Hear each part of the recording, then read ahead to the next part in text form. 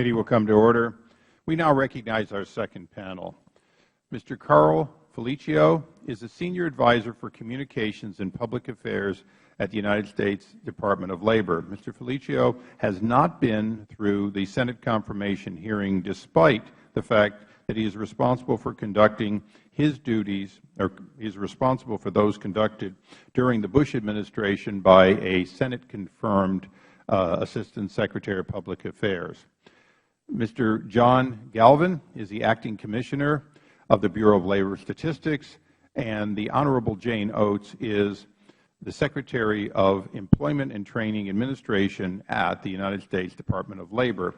Again, pursuant to the rules of the committee, would you please rise to take the oath? And raise your right hands. Do you solemnly swear or affirm that the testimony you are about to give will be the truth, the whole truth, and nothing but the truth? Thank you. Let the record reflect that all witnesses answered in the affirmative.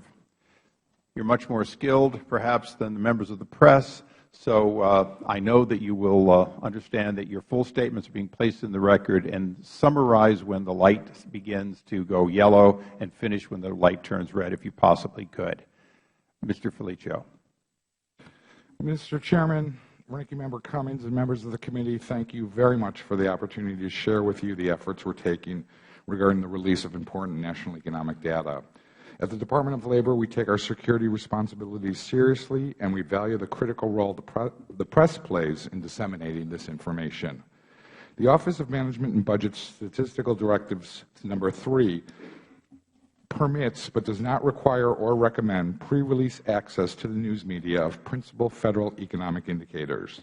Should an agency elect to pre-release, OMB requires it to establish the security necessary to ensure that there is no premature dissemination of the data prior to the designated release time. We provide what is called press lockups solely for the purpose of serving the public. Reporters are sequestered and given the data on an embargoed basis at 8 a.m. and have 30 minutes to examine the data and prepare their stories for 8:30 a.m. release. We believe that the lockups facilitate good journalism and a more enlightened public debate. Through press lockups, we release all principal Federal economic indicators produced by the Bureau of Labor Statistics, as well as an unemployment insurance weekly claims report produced by the Employment and Training Administration. Our lockups have evolved since the mid-1980s, when reporters would congregate behind a closed door in a DOL office and were provided with paper copies of the report. Since then, obviously, technology used by the news media to transmit economic data has evolved rapidly. In 2001, the Department took steps towards implementing additional data security controls in response to speculation that movement in the markets prior to 8:30 a.m. was the result of premature leaks. Not long after, automation in trading became more prevalent, and we began to hear directly from traders eager to know which news organizations had pre-release access to the numbers. Over the years, there have been different types of violations of security protocols, technological and otherwise, and the Department addressed them accordingly. But in 2011, more than a decade had passed since we undertook a thorough review of our policies, our procedures, and protocols regarding the lockup. We understand that there is an intense competition to provide information first to investors and to the general public. We also know that the competition now extends to making the raw data available to subscribers trading on it through algorithms, which is not the purpose of the lockup. But we very much believe that it is possible to balance our commitment to contribute to an informed public debate with an equally strong commitment to prevent the premature release of economic data. So we recently announced new security protocols that will give participating news organizations the continued opportunity to write their stories in a secure lockup environment while taking additional precautions to prevent early release. Last year, we entered into a memorandum of understanding with Sandia National Laboratories to identify potential vulnerabilities in our lockup and provide mitigation options for vulnerabilities identified. Sandia is a government-owned entity recognized as a leader in preventing technological surprise, anticipating threats, and providing science-based system engineering solutions. Sandia began its work in July and provided the report to us in August of last year. The report included recommendations that we, 1, replace the variety of privately owned equipment with standardized equipment that will significantly reduce the possibility of data leaks, 2, secure a standardized phone data lines that are physically off-limit to news media organizations, And 3, require that reporters' electronic devices and personal effects be stored outside of the lockup room. In addition, we announced new credentialing processes ensuring that reporters in our lockup represent primarily journalistic enterprises and produce time-sensitive summaries and analysis of Department data to a broad audience. The decision on credentials were handled by a committee of career employees, and neither editorial nor political viewpoints were considered in the process. Concurrently, I instituted internal rules regarding DOL personnel who staff the lockups, including prohibiting non-career employees in the lockup facilities. Some media organizations have expressed concern that our plan would not permit the use of their private, individual high-speed data lines, their customized publishing software, and their personal computers and other hardware. We met with news organizations on May 15th and then brought them and our technical experts together for discussions on May 23rd, May 30th, and June 1st. These meetings have been productive, and I am encouraged by the progress that we have made towards a solution that addresses our security mandates as well as the media's business and journalism goals. We are also working with the news organizations on a code of conduct for reporters who participate in our lockup, and we are on track to institute new and additional safeguards based on Sandia's recommendations in consultation with representatives from the Associated Press, Bloomberg News, Dow Jones Newswire, and Thomson Reuters.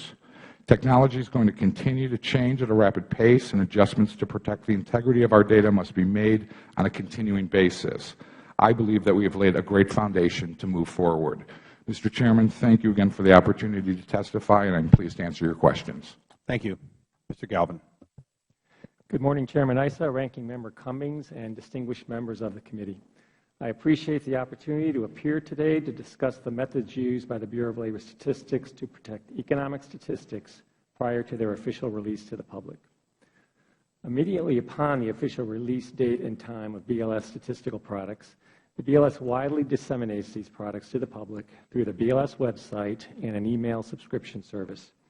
Prior to that official release, the BLS spares no effort in securing the confidential information from unauthorized disclosure or use. The BLS is responsible for protecting 2 types of confidential information: respondent identifiable information and pre-release information. Respondent identifiable information is collected from businesses and households under a pledge of confidentiality and is protected from unauthorized disclosure and use by the Confidential Information Protection and Statistical Efficiency Act of 2002. After that collection, the information is aggregated in a manner which allows its release to the public through a statistical report while ensuring respondent identities are not disclosed. Prior to its release to the public, the aggregated statistical report is considered pre-release information. The Office of Management and Budget exercises authority for coordination of the Federal statistical system and dissemination of its outputs. Consequently, the handling of pre-release information is governed by OMB statistical policy directives. Specifically, OMB Policy Directives 3 and 4 govern all BLS pre-release information. Directive 3 applies to our handling of principal federal economic indicators, or PFEIs. The Bureau produces 7 of these PFEIs. All our other data are governed by OMB Policy Directive Number 4. The BLS has strong internal policies and procedures in place to ensure the integrity and confidentiality of the data we compile, store, analyze, and provide to the public. BLS employees and contractors are informed of these policies and procedures in annual training. Furthermore, the BLS restricts access to confidential information to only those individuals who need the information to carry out program missions. BLS policy explicitly prohibits employees from using their access to these data for personal financial gain. The BLS information systems that store and process confidential information have implemented security controls to meet or exceed those required for moderate systems by the Federal Information Security Management Act. Personal identification cards are used for all physical access to the BLS building and to specific locations housing critical telecommunications equipment and IT equipment. OMB Statistical Policy Directive 3 allows for sharing of pre-release PFEI information in a lockup arrangement. In such an arrangement, pre-release access is provided within the confines of a secure physical facility 30 minutes prior to the publicly announced release time. Participants are not permitted to leave the lockup room until the information has been released to the public. No external communication is allowed during the lockup. BLS has used a secure pre-release arrangement to provide pre-release data access to the Office of the Secretary of Labor and to the Joint Economic Committee of Congress. BLS uses the Department of Labor lockup facility to provide secure pre-release data access to credentialed members of the media.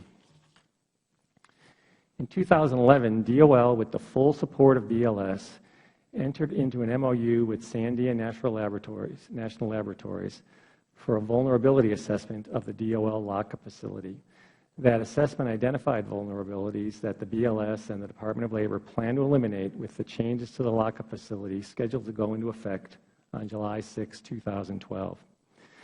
BLS and the Department of Labor are working with participating news organizations to finalize solutions based on the Sandia report recommendations that satisfy the government's need to protect the pre-release data from unauthorized dissemination and use, but also facilitate timely and informative analysis of the data by the media.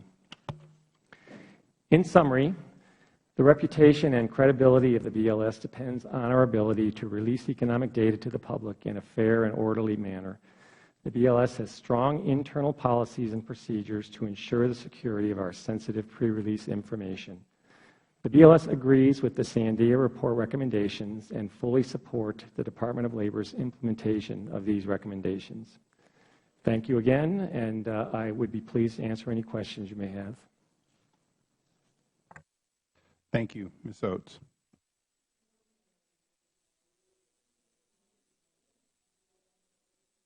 Thank you. I told you I wouldn't need it.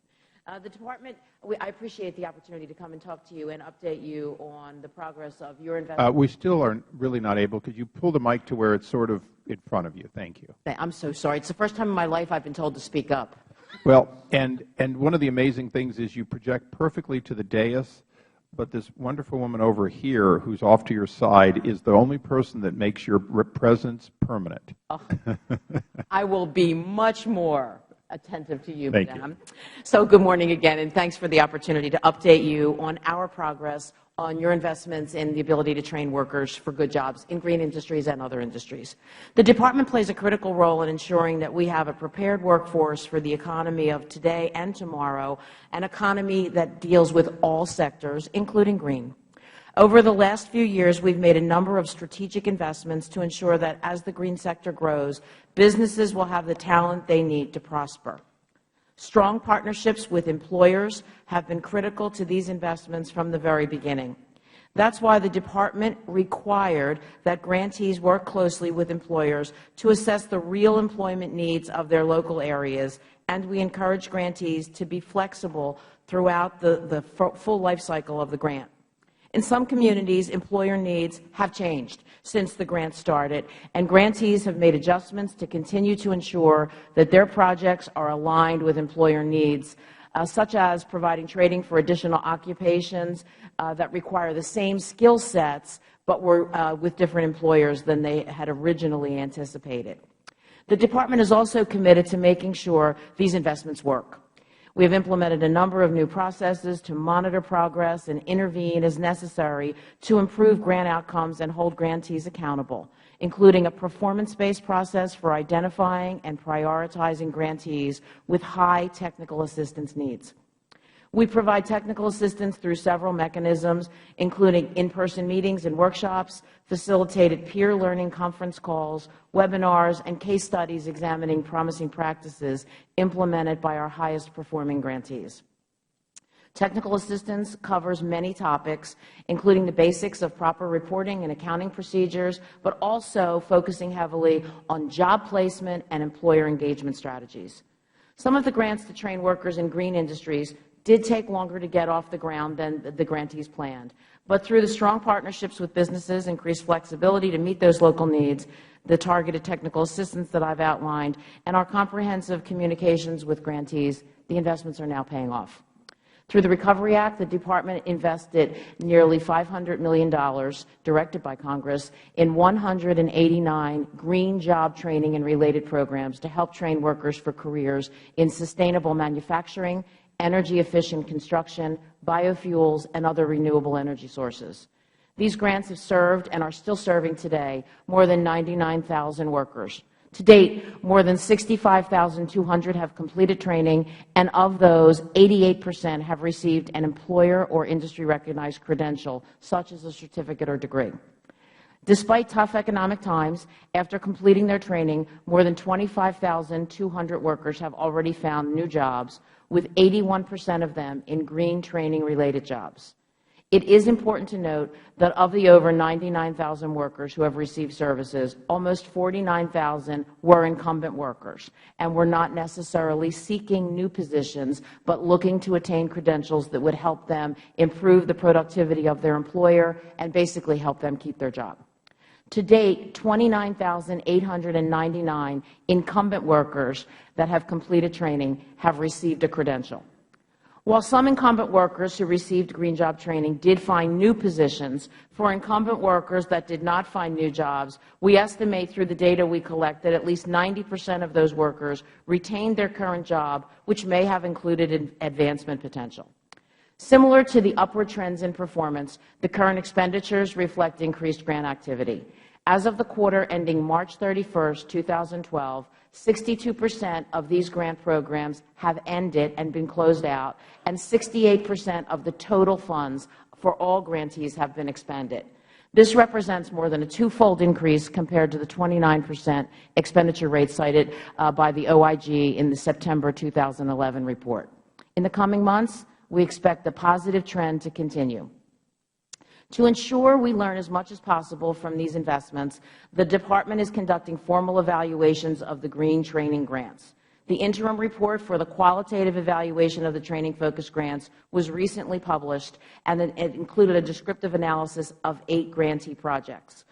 In the essence of time, we'll keep you up to date on those through your committee staff, and thanks again for inviting me, and I look forward to answering any questions. Thank you. We now recognize the gentleman from Oklahoma, Mr. Langford. Thank you, Mr. Chairman. Good morning to all of you. Actually, it's good afternoon, approaching quickly on it. Let me try to run through a few things on it. Ms. Oates, we get a chance to chat a little bit about the definition. That was initially the first hurdle for what's a green job, in forming a definition. So do you feel like that's solidified at this point, that we have a definite definition of what a green job is now? Honest with you, we take whatever definition is given to us and get that information out, but our focus is really on relying on states and local areas to tell us where the employers have needs, filling that skills gap that we hear, and having our grantees respond to that. So let me just run a couple of things. Sure. They work at a solar manufacturing plant, green job, wind manufacturing plant, green job, the energy, the actual production of those, electricity, hydroelectric dam, I assume that's a green job. What about a custodian that puts in fluorescent light bulbs? They used to put in incandescent, now they put in fluorescent. Again, sir, that's not my job. My job in employment and training is to make sure that if a local area needs somebody who can work with natural gas or putting in a fluorescent light bulb. You understand where I am on this. The difficulty of trying to define out getting them ready for a green job. And let me tell you perspective for me, because I visited one of the programs, got a chance to walk through, see the training, met some great folks that are very dedicated to training people that are unemployed to get employed. In my conversation with them, they had just finished up, they had just graduated the group out, so we were able to talk about how many people got placed. My conversation with them is how many of the individuals in this program were placed in a green job. They hesitated and responded back to me, all the skills are transferable. Which, great. They ended up in a job, but they couldn't name a single person that ended up in a green job, or if they worked the numbers right. For instance, if they ended up in home repair, they said, well, they will replace windows, and so that's a green job. Or they will end up in waste collection, and so that's a green job. Or this individual now works at a used bookstore, and that's a green job because it's recycled materials. The challenge is not employment. The challenge is the number of what's a green job and what's not. And that seems to be a very fluid number in this process. Based on the definition, almost anything could be considered a green job at this point, if you had some connection to it at some point. Again, Congressman, maybe it could be better directed to someone else, this question. My concern, my charge when I took this job was to make sure that job training was aligned to the needs of employers.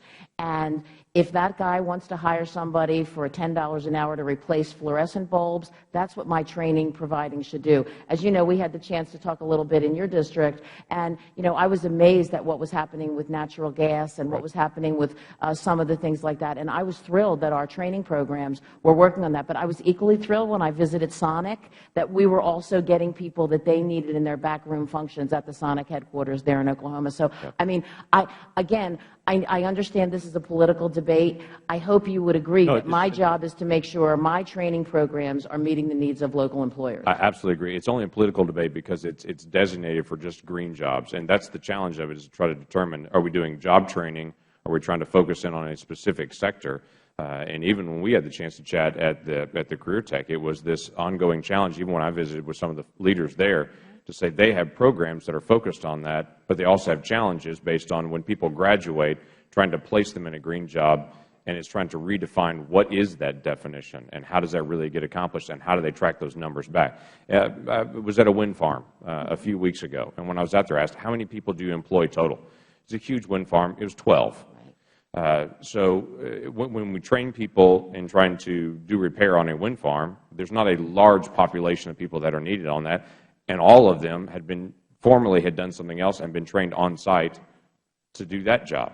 And so that's the push and the pull on it, is how do we get around the training-related employment type figure of it. Now, there's a difference between trying to just employ people and trying to target for an industry that may or may not be there actually for employment, and that's the challenge of it. So that's not the push and pull. I want it to be a growing sector. Your comment also about incumbent workforce, and it's a great comment about, half the people that are in the program were already trained. They're just getting retrained for something else within the same company on that. That helps them be able to keep a job, but it's a challenge for people when we have such massive unemployment to focus in on, why don't we train people that are unemployed on that one? How did that work out for you as far as retraining and training? How did you all make the decisions on that? So I don't know how familiar you are with how we award grant money. First of all, usually you're pretty prescriptive, as this was. Right. I didn't make the decision how to spend this money. I tried to enact what Congress told me to do. And then we changed the way we panel. Previously, our paneling had been 3 Federal workers, mostly retirees. I really felt that in this changing economy, we needed to shift that and have 2 outside experts on every panel that we open to the general public and 1 Federal worker. So I don't even see the grants until they're awarded. So part of that is that we're really looking at the strength of the applicant, the local training provider, the local government, the state government, to really make a case for what the need is. Now, we know that oftentimes 6 months or a year could elapse between when you really started writing that grant and when the money is awarded. That's why there's flexibility. So we said to people when they were writing these grants, in the instruction, in the request for applications, that you need to look at what the greatest need is. Quite frankly, in some states, it was definitely getting unemployed people trained because there were job vacancies. In other states, there weren't job vacancies, but there were threats that employers were going to leave the state or that companies were changing the way they did business. So they made a strong enough case that that panel said incumbent worker training, making sure we're doing layoff aversion, is the most important thing in that local area. And they made that case strongly enough that they were awarded. And as we see, some of them really hit the nail on the head, and some of them we've had to be really spending much more time with in technical assistance. The wind farm example is a great one. Some people who had not in Oklahoma, but in other neighboring states, who had no experience with wind farms before, thought they were going to have thousands, hundreds of jobs. And when they found out there were 3 technicians per shift, and that's all they were going to need to service these, they were shocked. So we then went into real overdrive to connect them with the local utility companies who were looking to green up, and they actually have been able to hire new people. It's a very graying industry, and it's an industry that's everywhere. So we've been able to work with CEWD to redirect some of those workers, because the training was the same that they would get if they were doing wind power technician stuff, but the jobs weren't there. Thank you. Thank you. I guess that means that they didn't get real green jobs by the definition of the public, but they did get jobs that they got trained for. So the good news is your training worked. The bad news is the scoring of 3.1 million green jobs had to include all kinds of things that people didn't think were green in order to hit some hypothetical political number, which I think is what you were talking about when you said this is a political discussion. Mr. Chairman, at least we got the chance to talk a little bit. We don't know each other at all, so please take this with the great respect that it's given. My job is to make sure the training matches the job vacancy needs. And whether they're green or white-collar or blue-collar jobs, that's for the local areas to decide and for the statisticians and the researchers to say which was what. My job, and I think you would, I hope, agree with me, is to make sure that we're not wasting taxpayers' money training people for jobs that don't exist. So we couldn't agree with you more. With that, which one of you, Mr. Lacey, I believe, is next for 5 minutes. Thank you, Mr. Chairman. And look, I hope we can agree that green jobs are a new emerging economy. If we can grow jobs in this sector, this can more than likely help our economy in job creation. I would just hope we on this committee and in this room can agree on that simple aspect. Would the gentleman yield? Sure. I think in my wholeheartedly agreeing with Ms. Oates, what I was really saying is out of 120 million workers, 12 million of whom don't have jobs, there's nothing we could think of as more acceptable in Federal dollars than finding people who either don't have a job or would lose a job without training and get them trained. I think in our discussion of the green versus the green in one's pocket, we're all for keeping green in one's pocket by making sure they have the skills in order to do the jobs that are available. That's where you and I agree more than you'll ever admit. And so you do agree that this is an important sector of the economy that has the potential for growth? No, actually, the gentlelady had, if the gentleman continue yielding, she actually said that she found often that the windmills didn't create very many jobs, but the public utility had some very good jobs, and they were able to get it. So I think where we're agreeing is that you should fit people into jobs that exist or are likely to exist, and that's what these training programs are for. And I think that's where we can all applaud the work that she's trying to do to use local boards to make sure that this money ends up training people for jobs that exist. And so, Mr. Chairman, no matter where the jobs are created in the green economy, then that's got to be a positive impact for job growth. Thank you. May I? It's all your time. Assistant Secretary Oates, on March 13th of this year, Secretary Solis sent a letter to the chairman of this committee, and I'm assuming you are familiar with that letter. Get familiar, sir. On page 8 of this letter, in response to the question of how many jobs have been created with Recovery Act money, Secretary Solis writes this: in your letter, you further claim that the Recovery Act Green Jobs program costs $121,856 per trainee retaining a job.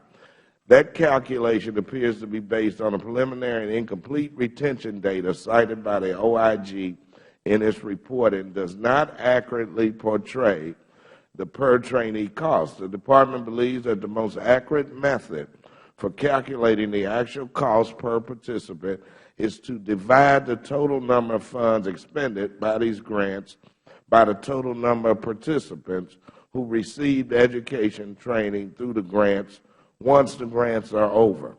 Assuming that the targets for the numbers of participants who receive education training under these grants are met, this results in an approximate green jobs training cost per participant of $3,777.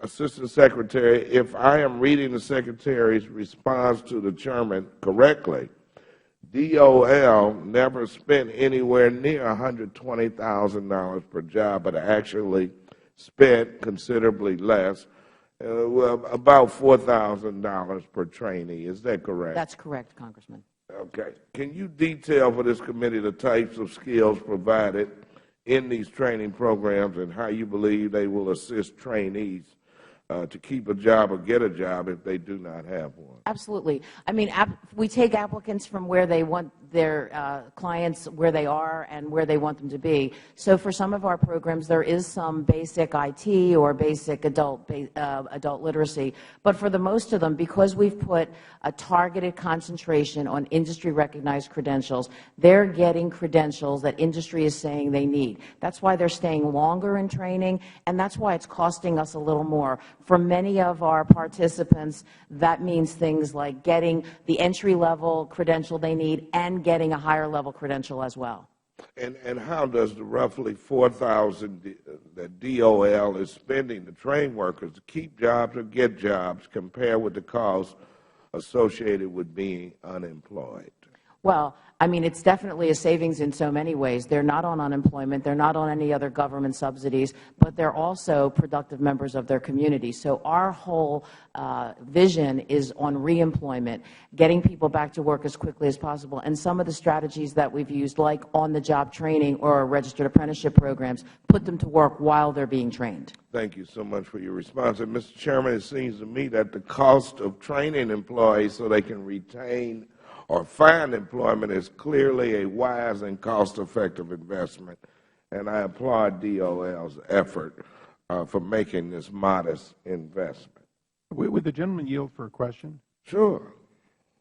The debate that you brought up in the question that we sent to the Department of Labor versus the answer, between over $100,000 per job actually created, in other words, someone who got a job, and the $3,000 estimated to be how much will be applied per trainee, which is important, the $3,000 of training or the $100,000 for each job that actually occurs? I think that that data is rather inaccurate and incomplete. I mean, if you look at the actual cost of training these applicants, it's far less than $120,000, and as the Secretary testified, it's more cost-effective instead of these people having to draw unemployment. Well, I guess I'll ask the same question, though. If training, it costs $3,000 per person, but only, but when you look at the amount of people who get jobs, it's $100,000 per job. But you are lumping in all kinds of other costs here that are not associated with the training or retraining of workers, laid off workers. Well, we're looking at how much was expended. Skills, $3,777 per trainee, but $100,000 per permanent job created. You counting the grants to individual companies. That's what's going on here. That's your calculation of it. I don't agree with it. Well, I assume we will agree to disagree. Mr. Ranking Member, would you like to go next? Mr. Tierney is recognized for 5 minutes. Thank you, Mr. Chairman. Ms. Oates, I'm looking at some of the data around this and some of the information. First of all, would it sound reasonable to you that our statistic here that about 100 new United States renewable energy and energy efficiency manufacturing plants have opened up in the United States since 2009? That's the data that we've seen as well, sir. Right. And that's just one broad study. There are others as well, if I'm not mistaken, correct? Yes. Okay. Because I know in our state in particular we've done that. Are you also showing that states that have made their own investment, sort of leveraged Federal investments in this area, have had a particular boon in the clean energy manufacturing and efficiency areas? Without a doubt, some states have really pushed to get businesses to grow there. I think Massachusetts is an example, but I also think North Carolina's push to get the lithium battery business there is well documented, as well as their push to get Siemens. So I definitely think states have been aggressively looking at how to attract foreign investment and how to incubate and grow American business as well. And one of the grants is you give energy training partnership grants. I noticed on that, so it's for a range of careers on that. One is the hybrid electric auto technician career. That's right. Are there particular skills and education people have to be employed in the hybrid electric auto technician area? In the plants that I visited, they've been totally reformatted. They use different equipment. The body stays the same, but the engine and mechanism is totally different. So there has been a real need to upgrade the skills of both incumbent workers and recruit new workers with different skills that fit the needs of that industry now. I know in my district alone, but in the Commonwealth of Massachusetts as well, we put a tremendous number of people together on weatherization projects on that, and that they did need particular training for that. A number of the companies, as well as some of the communities that were involved on that, made comment to that and asked for these resources. Are you finding that to be generally true throughout the country in weatherization projects, that it requires a particular set of skills and education to be able to perform those tasks? Absolutely. And while some of those skills, like using a blow door and doing insulation, would be seen as entry-level skills, we've seen a trend now through our work with CEWD that the folks that entered that career path went on to go to some of their centers for excellence, which we don't fund, and went on to work and get permanent good jobs in the utility industries. Well, we have a lot of people in our state doing wind and energy auditing, which has become a very active field on that. Especially at the Cape. Especially at the Cape, exactly right. That takes a particular skill set and education as well, does it not? Absolutely. And a higher academic skill set than many of the other jobs that would have been seen in these sectors in the past. People have to know how to use handheld IT devices. And solar panel installers. We have some up in the old Lucent plant I think you're familiar with. That's up right. In the North Andover area, where those companies are doing very, very well. 4 layoffs ago. Right. 4 layoffs ago. But those companies which fill a lot of that building now, some of them are installing panels. They do everything from the panel installation to actually the claws that connect the panels to the rooftops on that. And they all asked for help with training their employees because it was a special skill set and education level. Is that correct in your? That's correct. And, the problem when you bring up Lucent, Congressman, that's exactly the trend we're seeing around the country. Places that used to employ 6,000 people are now starting to incubate smaller businesses that hire a fraction of those people, and getting their needs, filling their skills gaps is much more difficult than it was talking to the HR director at Lucent 15 years ago. So it's really become much more complicated for our boots on the ground, the people that we pay through the money that you give us through states and local areas and the WIBs and the one-stops. It's become much more laborious for them to go to employers that employ 50 people and really understand what they need. That's why we're pushing industry-recognized credentials. Thank you. And part of what you do is allow job seekers to really connect with the jobs that are out there. That's part of the Workforce Investment Board responsibility. That's correct. And I've watched that happen on this basis. One thing is the training. The other is, in a tough economy, trying to connect people with the jobs that exist. But in our district, and you can correct me if you're wrong because I know you've been up there, is that we've found a significant number of new jobs in the energy efficiency area and the energy manufacturing area. And so our Workforce Investment Boards have actually been connecting people and trying to do more training that allows for internships and apprenticeships that give them some income while they're getting the skills and education, and then a transition because the employer now is familiar with the prospective employee and can bring them on. Is that something you've noticed as well? That's absolutely right. And some of the models that are in Massachusetts are the same as California, quite frankly, and Maryland, that if you want to get a dislocated worker immediately to pay attention to upgrading their skills, you have a much better opportunity to do that if you put them in on-the-job training, because they don't want to sit home. They want to get back to work, and they're afraid in this economy if they sit home too long, there's not going to be a job. So they want to get back to work. And those programs in all 3 of your states, quite frankly, have been the most productive. Thank you. Thank you. The gentleman from Idaho, Mr. Labrador. Mr. Chairman, I yield back.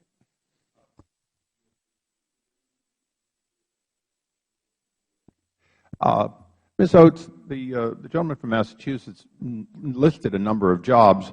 Weren't most of those jobs that in fact rely on subsidies? In other words, the boom in the industry of insulating new windows, that was a stimulus program. So you were creating job training for jobs that were created under the Stimulus Act in that case.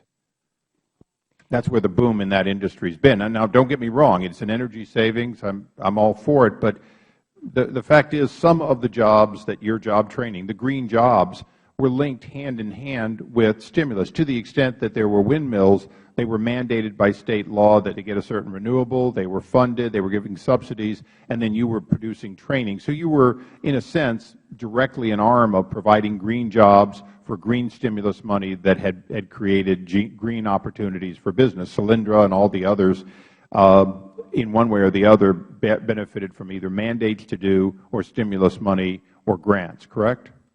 I hesitate to say correct, sir. Again, with all due respect, I was educated in Massachusetts. I went to Boston College, and Massachusetts has been at the forefront of looking at how to do energy conservation. Right, but we're having a discussion about 3.1 million jobs that are constantly being touted by this administration.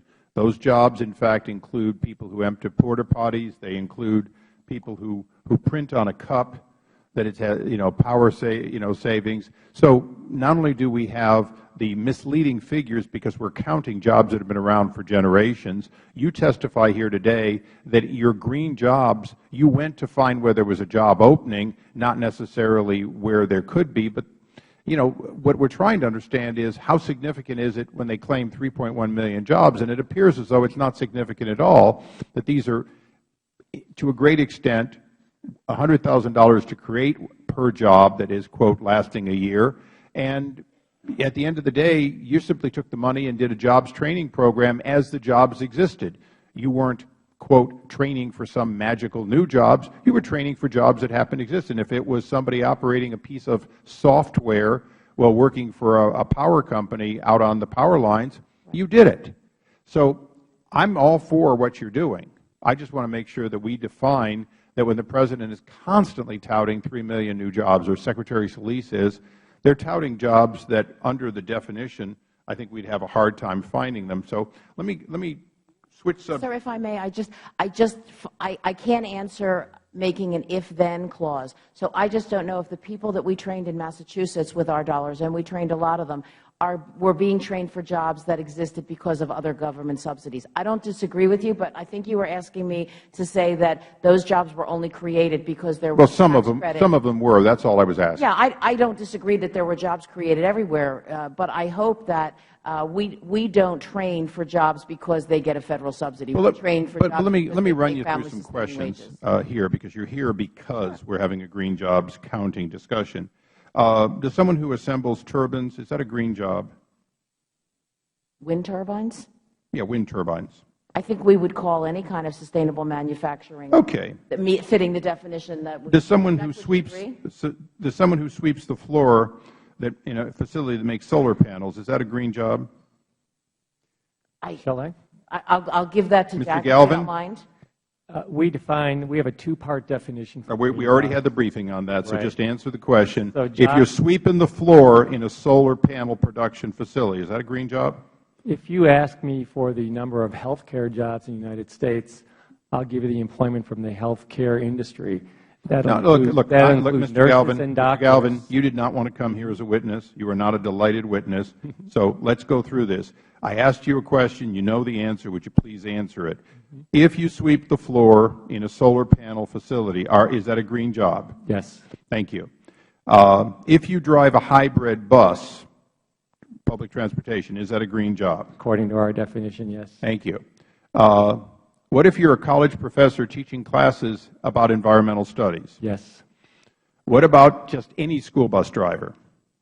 Yes. What about the guy who puts gas in the school bus? Yes. How about employees at a bicycle shop? I guess I'm not sure about that. The answer is yes, according to your definition, and you've got a lot of them. What about a clerk at the bicycle repair shop? Yes. What about someone who works at an antique dealer? I'm not sure about that either. The answer is yes. Those are recycled goods. They're antiques. They're used. What about someone who works at the Salvation Army in their clothing recycling and furniture? Right, because they're selling recycled goods. Okay. Recycled goods. What about somebody who opened a store to sell rare manuscripts? What industry is that? People sell rare books and manuscripts, but they're rare because they're old, so they're used. Okay. What about workers at a consignment shop? That's a green job.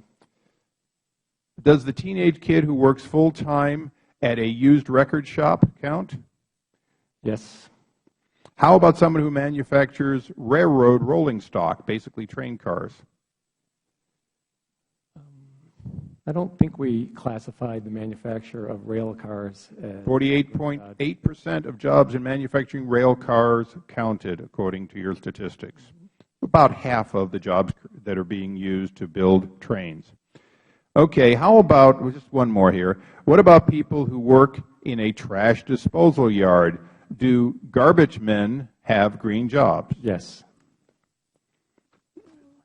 Okay, I apologize. The real last is, how about an oil lobbyist? Wouldn't an oil lobbyist count as having a green job if they are engaged in advocacy related to environmental issues? Yes. Thank you. And with that, I go to the ranking member, Mr. Cummings. Thank you very much, Mr. Chairman. As I sit here and I listen to all of this, I think about, I live in the inner city of Baltimore, and I think about, Ms. Oates, all of the young men and women who I see every day. I'll see them this evening when I go home, and all they want is a job. Every job that if they had a shot at any of the jobs that the chairman just mentioned, they'd die for it.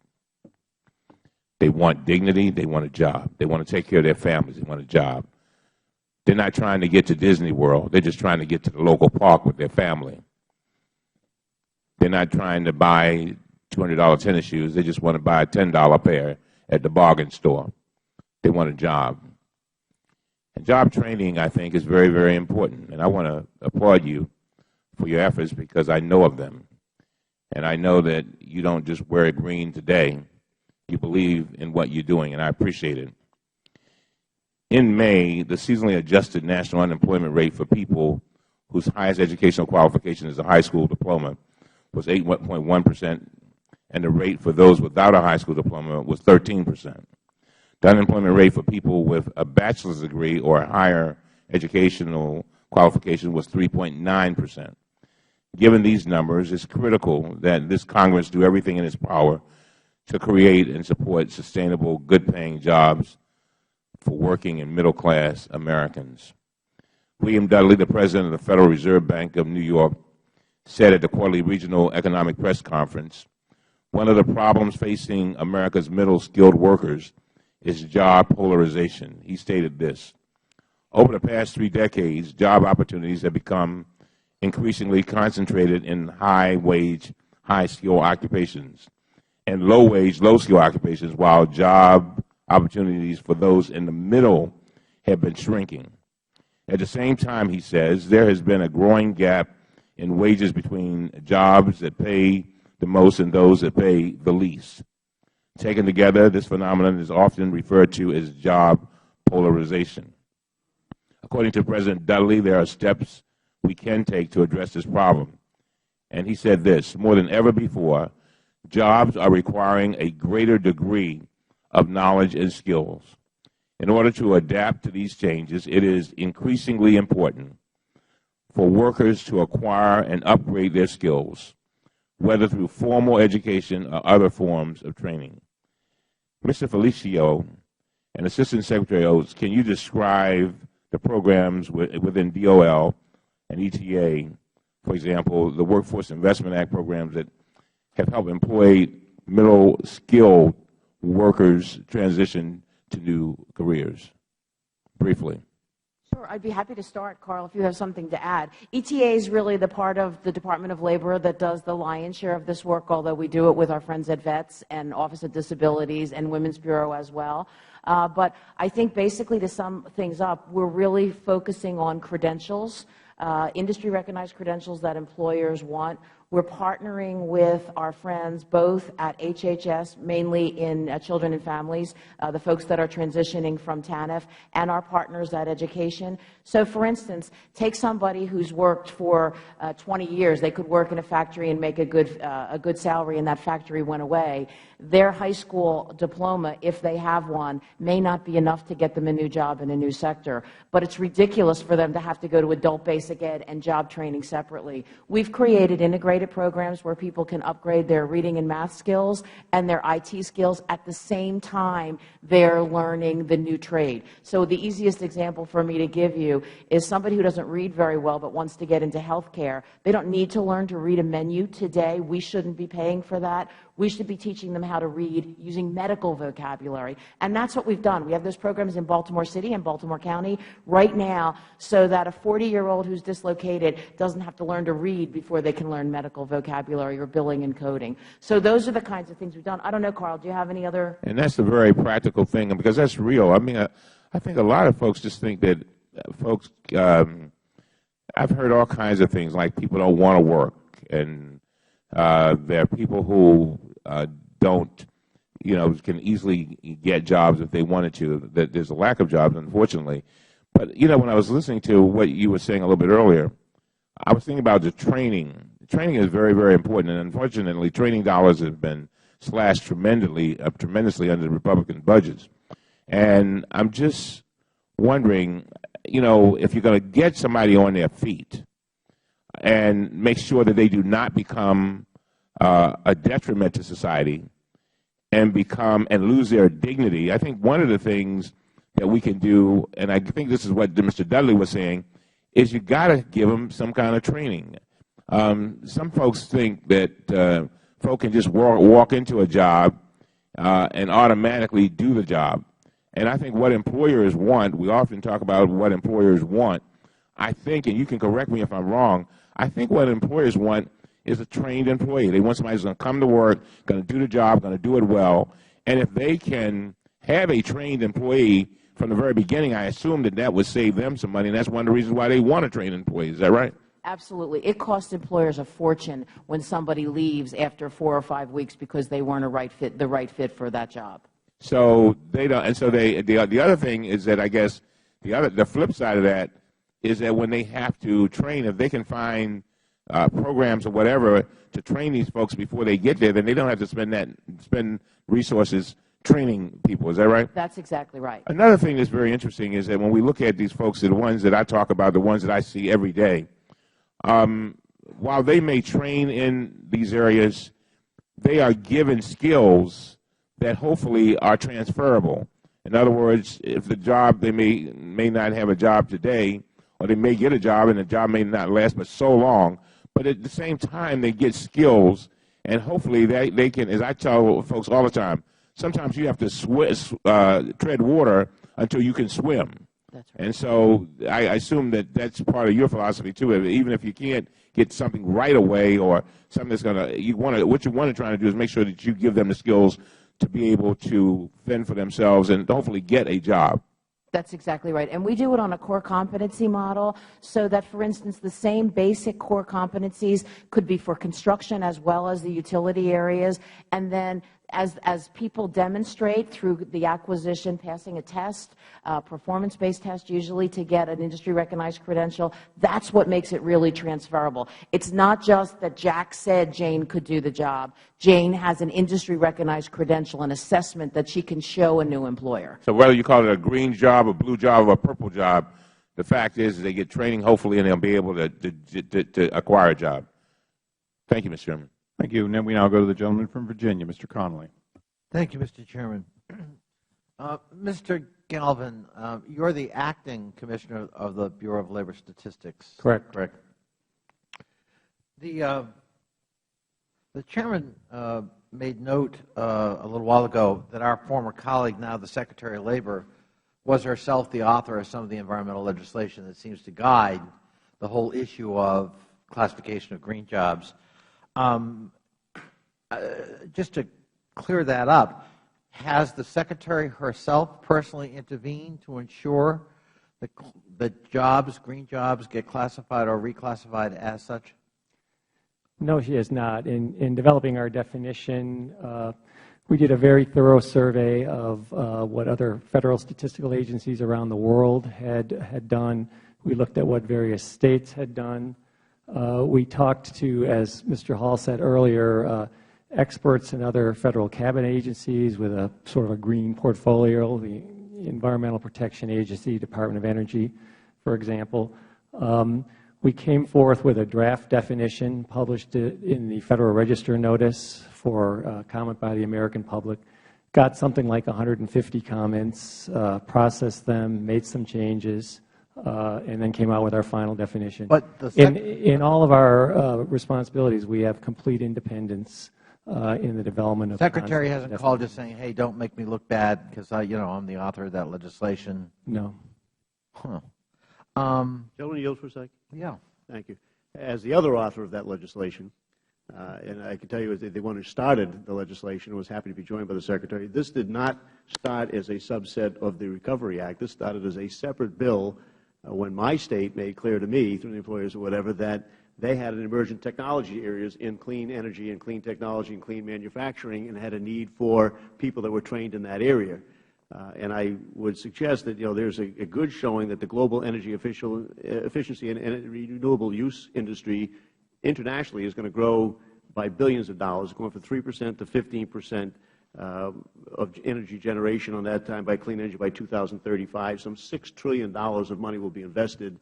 And this country wants to be a leader in that area internationally, and my state, North Carolina, and others wanted to be a leader within this country. I thank my colleague. If that were the case, we needed to have people that were able to take those jobs because you need capital and a workforce that can do it. I thank my colleague. Thank you. And let me ask my colleague, and what year was that legislation before the stimulus? I think we started drafting that in 2008 to early 2009, but I think 2008. Okay. I thank my colleague. But in listening to some of the comments and some of the questions about this, is the idea of classifying jobs in a particular category sui generis? I mean, it's unique to green jobs. It's never happened before in the BLS? Mr. Galvin? No, absolutely not. Oh, when else has it happened? Well, we have quickly, Mr. Galvin. Okay.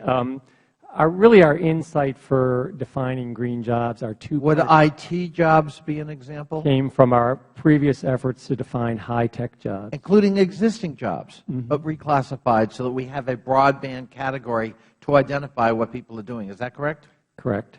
Now, what about the criticism that in our eagerness to classify and reclassify jobs as green jobs, we've taken century-old jobs that were there long before anyone thought of them as green jobs, sewer jobs, and all kinds of jobs that seem silly, and we're just tripping over ourselves to redefine things as green so we have a good number. Why would the BLS be doing that? Well, the BLS put the data together in a way which clearly breaks down each industry's worth of green jobs, and users who disagree with regards to our judgments regarding some industries as to whether they're producing green outputs or not, can remove the employment associated with those industries from our numbers. But again, this was an exercise just like defining high-tech jobs. There's no OMB definition for high-tech. It was our responsibility to look at existing jobs, decide which ones we wanted to classify as high-tech, and then count them up. So despite the negative inferences to the contrary, what you're trying to do, as you've done before, in the modern economy is aggregate jobs in some broad classification so we can better understand the nature of the workforce and what people are doing, and create a baseline so we can measure, is it growing or shrinking? Correct, to provide usable, measurable definitions and data. Sounds socialistic to me. My time is up. Thank you. Thank you. I now recognize myself. Mr. Galvin, when you were doing high-tech jobs, did they include a portable toilet emptying people? Did they include people who manufactured steel? Did they include people who did garbage jobs, ran recycling centers, sold used high-tech equipment? Were those high-tech jobs? Not that I recall. Okay, so as is probably not true, but has been attributed to the late Joe Stalin, it's not the vote that counts, it's he who counts the votes. Ultimately, it's about whether or not the count is selective or whether it is not. And you're not a political appointee, you're a career professional. If you were given the ability to reduce, for greater accuracy, true high-tech, would the number be smaller than it was in the past, since the gentleman mentioned that? In other words, if you could say, well, I'd like to really make this very focused on high tech. Could you make the number a little smaller and reflect more directly, quote, high tech? And I know high tech is a tough one. Let's say biotech. You know, if you were going to try and do biotech, you probably wouldn't include the person sweeping the floor in biotech. You'd try to only look at the jobs created for which those high skills and what we assume is biotech is about. In the case of green jobs, when we count nearly 50% of everybody making a boxcar for a train as high tech and everyone driving a transit bus, aren't we in fact inflating the number beyond what is the reasonable expectation by somebody who hears a quote, 3.1 million new green jobs? No, in that methodology, we're counting green jobs the same way we count jobs in any industry. Okay, I guess we're just going to assume that you know, emptying porta potties is a green job and that it's a fair counting, and I guess we'll go on. Mr. Felicio, you're probably the most important person here today. I assume you've read the Sandia Lab report. I have, sir. Would you agree to provide this committee a copy of that report, a full copy? Mr. Chairman, the Department of Labor's lockup is still operating under the conditions that Sandia looked at, so it wouldn't be prudent to release the report just yet. As you know, we're trying very hard to change that system on July 6th. After July 6th, or after the situation that we have where we no longer are operating under what Sandia looked at, we would be happy to explore with the committee how to release that. So you're refusing to give us the information based on an assumption that we cannot look at your vulnerabilities and your proposed rulemaking and make an analysis? I'm not asking you to post it on the website. I'm asking you to release it to the ranking member and myself. Mr. Chairman, we are dealing with security issues and making that report public while we are still operating. We're not asking you to make it public. Will you make it available to this committee? Our people asked and your people said no, so I'm asking you. If I could get back to you today, Mr. Chairman, I'd consult with our staff and we'll get back to you today on that if it's just to the two of you. We're looking at it being an embargo document, but it's very hard to look at your rules and your negotiations without knowing what was in that report. I understand, sir. Thank you. I'm going to ask you just a few questions. I'm an old tech geek, so I apologize if these don't seem like the questions you expected. But was there any reason that you couldn't have come up with a standard that, for example, instead of your producing at your cost a line for these folks to send out, T1, T3, whatever you're sending out, couldn't you have in fact specified and had specific standards and limitations, but had these reporting entities use their own dime to produce their own lines? Is there any reason that you could not have put the burden on, if you will, the editorial folks? Mr. Chairman, the way that the lockup is set up, the burden is shared by almost everybody, with most of the burden carried by the Department of Labor. Well, let me ask you the question. What's the cost of operating the lockups? You use them 10 times a month. What's the budget for that? There's no set budget. It comes out of So you don't know what it costs to do lockups? I don't, sir. Do you know what the cost of the Sandia report was? I do, sir. How much was that? We entered into a memorandum of understanding with Sandia. We obligated about a little over $184,000. We spent 70 of it. I think we'll spend probably 20 more in the next phase of this. So it's a contract of performance where they come back and forth. So it's an ongoing contract. And then I will probably not use about 80 to 90,000 of that money. Well, use what you need to be secure. I don't think anyone from the dais is disagreeing with that part. Well, let me just ask the hypothetical. If you have private sector willing to spend their own money to move data, and this is a burst data, this is data in which you don't use the bandwidth at all for hours and hours, and then you need a tremendous amount, and as was mentioned earlier, you had a fairly catastrophic crash of your own system. If you have private enterprise willing to spend their own money, wouldn't it, from a tactical standpoint of protectors of the taxpayers, wouldn't it be better to put the burden on them whenever possible to pay their own way rather than, as is proposed, that you have the taxpayers pay for their dissemination of information? Mr. Chairman, one of the things that we've been exploring over the past month is better ways than what we proposed. And as you well know, we're in a much better place with the media organizations. I know that there are some rules where we cannot accept. There were some proposals made by the media organizations that would constitute a gift to the Federal Government, and we couldn't accept that. But I think we're being very creative and very innovative and balancing our security concerns with their business and public and their public responsibilities to find a solution. We could probably just come up with a tax. That's how we do gifts to the government. We just tax them. So I'm sure there's a creative way to do that. Let me just close with a question that is most important for this hearing and why we wanted you here today.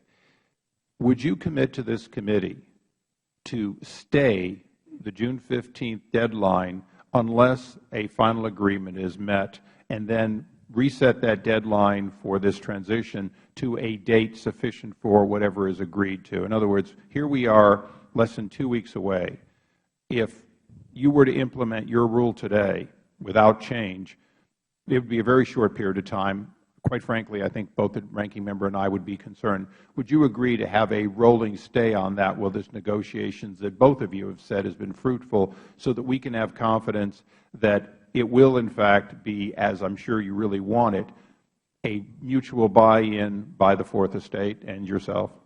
Mr. Chairman, I'm very anxious for this to work, and I'm very anxious for you to have confidence in the security of our data and the security of our processes, our procedures, and our protocols. We are exploring with the media organizations, fudging the timeline a little bit, where we can get some things done by July 6th. We'd prefer to. The more we can get done by July 6th, I think the better off we would be.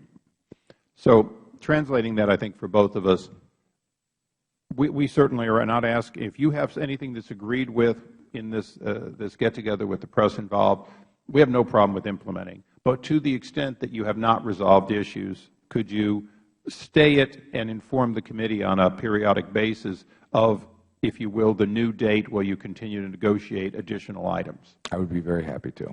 I'd be pleased. Thank you. Yes, I'd yield to the gentleman. I just want to say that, Mr. Felicio, I agree with what the Chairman just said. It seems like there is an issue of balance, and it sounds like parties are acting in good faith. And I just think it's the right thing to do, to have that flexibility until you all can get done what you say you're going to get done.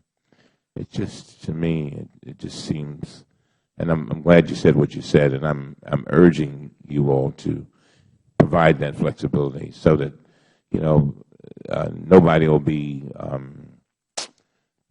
don't want to say penalized, because that's not the right word, but nobody should suffer as a result of the inability to get this worked out. I have full faith and confidence that it will be, but at the same time, I think it's important that we give the media folk the comfort of knowing that they have room to do that without suffering any kind of undue hardship. I thank the gentleman. I thank you for your bearing with us on a hearing that uncommonly was somewhat on two unrelated but related somewhat subjects. So it's not often, but thank you for being here for both of our hearings. We stand adjourned.